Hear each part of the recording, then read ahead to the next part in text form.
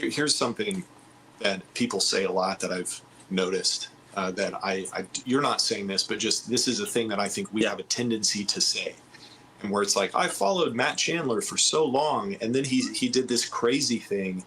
Oh, where did he go wrong? Whatever. Or like, when did he get like that? Oh, it must have been 2020 or whatever.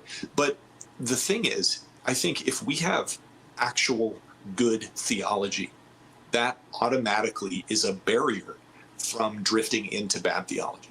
And so absolutely, I would or like, if a Protestant becomes a Catholic, I would say, like, well, they never really understood Protestant theology.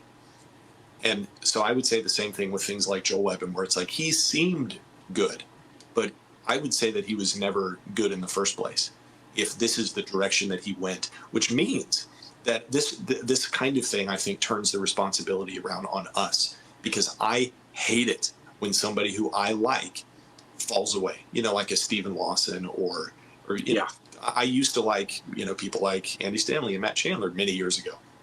And so then I'm like, what happened? Right, me too. I feel like I'm reliving the same thing I just relived with like Matt Chandler or even Tim Keller. Or even I remember I used to like Russell Moore back in the day.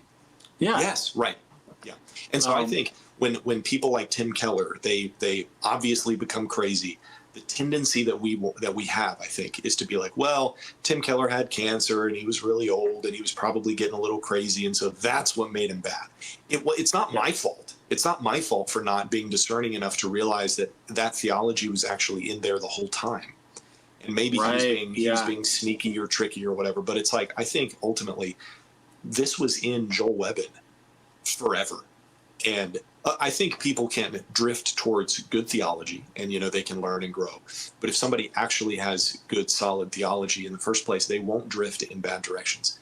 And so that should be a warning against us for the things that we believe and the studying that we do in our own hearts, so that we should be able to examine ourselves and be like, am I really honoring God in the things that I believe and in the things that I study and in the things I share on the internet?